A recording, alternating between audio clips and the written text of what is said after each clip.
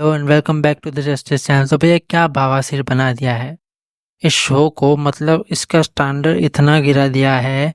अपनी बायसनेस के चक्कर में ये लोग भूल गए हैं कि दूसरे कंटेस्टेंट भी है जो इनको समझ नहीं आ रहा है।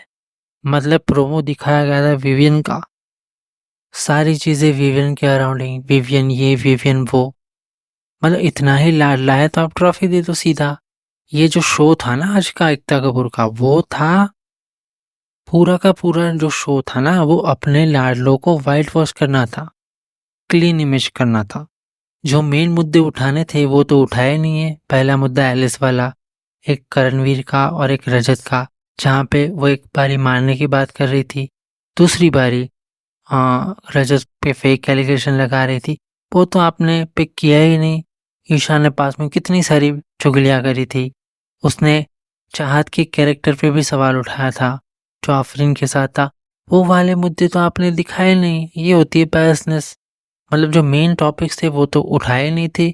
आप सीधा आए, थोड़ा अपने लाले को थोड़ा सा डांटा, ऐसा कि भाई बायस ना लगे कि हमने डांटा नहीं उसको, थोड़ा डांटा। फिर उसके बाद जितने भी उसके ऑपोजिट वाले हैं उन सब की लेने पे उतर आए। तो ये सीधा सा दिखता है भाई ऑडियंस, और मतलब हद हो गई है अभी इस बायसनेस की। दुकान बंद करो वरना शो गिर जाएगा। अभी अभी मुझे पता चला है कि जो इंडियन आइडल है वो नंबर 1 शो है अभी फिलहाल में। बिग बॉस तो है ही नहीं। तो ये स्टैंडर्ड गिरा रहा है खुद से। मतलब टॉपिक कहाँ से शुरू होके कहाँ पे सारा को आप, चलो सारा का तो समझ में आता है कि वो उनका है, उसने इतनी सारी गंद बकी थी। लेकिन जो मेन टॉपिक थे वो तो उठाए नहीं इन लोगों ने। सारी चीजें जो है अपने जो 4 लाडले हैं, अविनाश, एलिस, ईशा और विवियन, इन चारों पे तो किसी ने क्वेश्चन करा ही नहीं कि भैया तुमने भी गलती करी है, तुमने भी पास में चीजें करी है। उनकी भी क्लिप चला देते नहीं, लेकिन वो तो करना ही नहीं है। अभी तो मैं बोल बोल के थक गया भाई। अभी आगे तो अब तो यही चीज होगी, या तो दिग्विजय या रजत दलाल जो है वो बैंड बजाएंगे इनकी। जो बायसनेस की मूर्तें कर रखी है ना इन लोगों ने, वो अभी यही हटा सकते हैं क्योंकि यही बैंड बजा रहा है अच्छे से।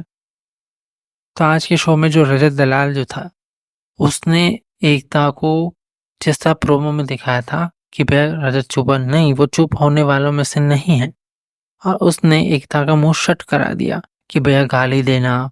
उसने नेचुरल थिंग्स बताई कि भैया ऐसी कैजुअल चीजें होती, और गाली भी देते गुस्से में तो सामने वाले को नहीं देते, वो एक ऐसे भाव में निकलती है।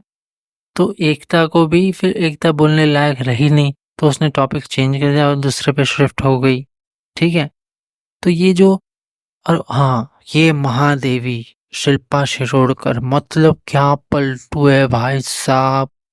मतलब जब ये सारी चीजें हो रही थी शिल्पा इसमें पलट गई। इतना क्लियर ओपिनियन आज तक ना विवियन के लिए आया, ना ईशा के लिए आया, ना उसके लिए आया।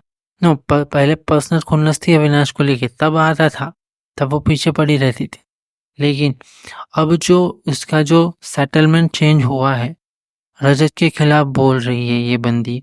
पहले करणवीर मेहरा को डिमोटिवेट किया, ठीक है, सॉरी वो तो शो वाले कर रहे हैं, लेकिन पहले जो है करणवीर मेहरा को पास में बिठा के सब कुछ करा के उसको साइडलाइन कर दिया।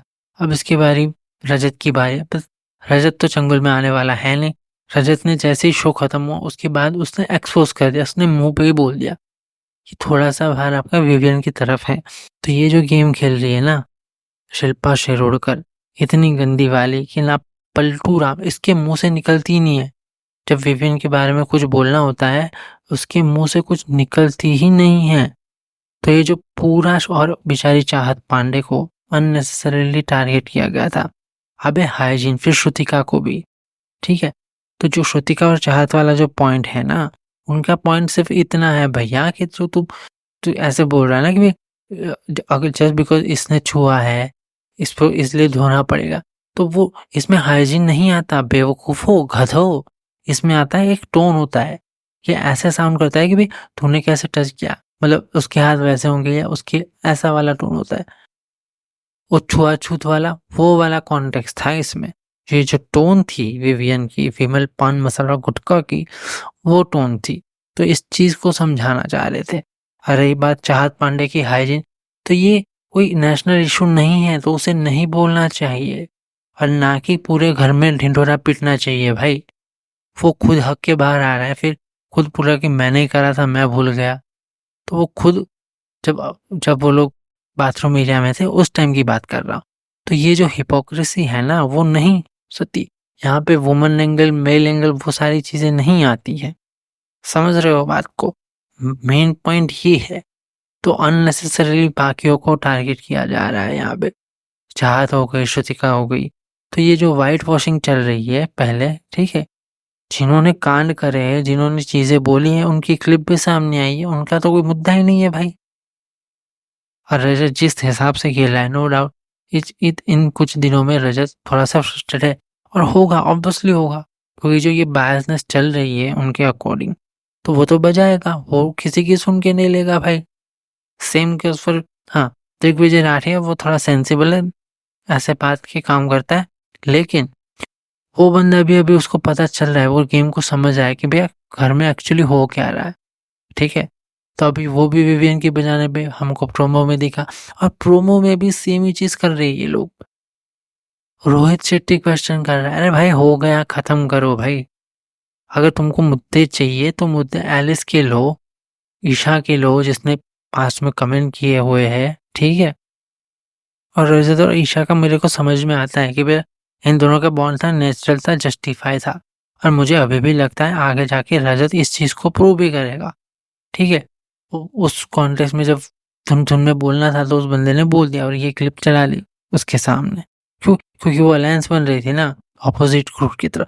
मेकर्स ये चारों का ग्रुप चाहते हैं और बाकियों को अलग करना चाहते। स्क्रिप्ट है, सिंपल सी स्क्रिप्ट है। अगर रजत ईशा के साइड होगा तो ईशा का सपोर्ट भी होगा इस तरफ, same goes for Rajat also.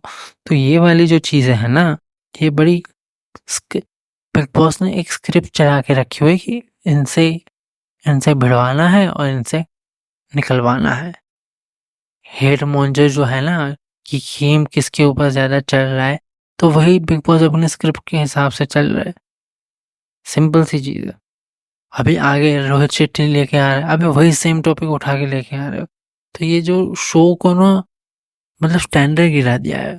और करणवीर मेहरा हर वीकेंड के वार पे उसको टारगेट किया जाता है अननेसेसरीली। सो भैया अभी तो मेरे को इस पे बोलना ही नहीं है कुछ, सिंपल सी चीज़ है। लेकिन एक चीज़ है, आगे जाके ये लोग बजाने वाले हैं, बहुत ही गंदी वाली। अंदर जो शो में लोग हैं ना उनको भी पता चल रहा है कि भाई क्या हो रहा है गेम। तो लेट्स से आगे देखते हैं आगे क्या होता है।